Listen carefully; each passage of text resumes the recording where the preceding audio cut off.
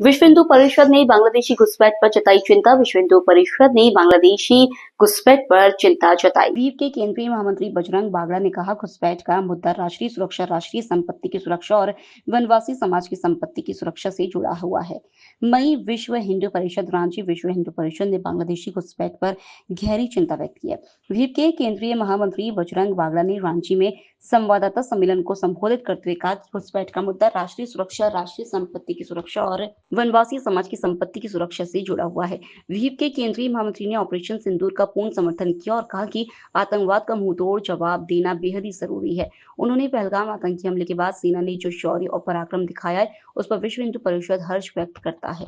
घटना के बाद में केंद्र सरकार ने उस घटना का जिस प्रकार से प्रत्युत्तर दिया, विश्व हिंदू परिषद उस पर हर्ष व्यक्त करती है और अपना पूर्ण समर्थन भारतीय सेना, हमारी रक्षा बल और केंद्र सरकार के निर्णयों के साथ में हम अपना पूर्ण समर्थन व्यक्त करते हैं। जिस प्रकार से पाकिस्तानी सरकार से समर्थित जिहादी आतंकवाद ने पूरे भारत में अनेक वर्षों से आतंक मचाया हुआ है, उसका प्रत्युत्तर समय समय पर अगर मिलता रहता तो यह स्थिति संभवतः टाली जा सकती थी।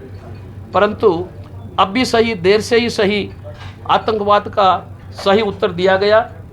जिन पर्यटकों को हिंदू पहचान स्थापित करके मारा गया, ऐसे क्रूर आतंकवादियों को सही प्रत्युत्तर देना भारत सरकार का कर्तव्य था और हमारे रक्षा बलों ने जिस शौर्य और पराक्रम का प्रदर्शन किया है, विश्व हिंदू परिषद उनका पूर्ण समर्थन करती है। जिस प्रकार के निर्णय उन्होंने लिए, जिस प्रकार का प्रत्युत्तर दिया और आगे भी किसी भी प्रकार के आतंकवाद को वार माना जाएगा, युद्ध माना जाएगा, इस प्रकार का जो एक संकल्प सरकार ने व्यक्त किया है, विश्व हिंदू परिषद उसका पूरा समर्थन करती है और अपने रक्षा बलों के साथ और केंद्र सरकार के निर्णयों के साथ पूर्ण रूप से विश्व हिंदू परिषद खड़ी है। पैसे या लालच से ईसाई बनाया जा रहा है, परंतु वो छद्म ईसाई बनते हैं और अनुसूचित जाति को मिलने वाले समस्त प्रकार के लाभ वो लिए जाते हैं। इससे जो अनुसूचित जाति के हिंदू बचे हुए हैं, उनके अधिकारों पर ये कुठाराघात होता है कि ईसाई जो बन चुके हैं फिर भी अनुसूचित जाति के वो लाभ लेते हैं, तो हिंदू बचे हुए अनुसूचित जाति के लाभ को, जो आरक्षण का लाभ जो मिलना चाहिए था, वो नहीं मिलता और ईसाई बने हुए लोग अवैध रूप से ले जाते हैं। ऐसे लाभार्थियों का चिन्हित करना और उनसे वो लाभ वापस लेना और उनको सबको अवैध डिक्लेयर करना राज्य सरकार का कर्तव्य है।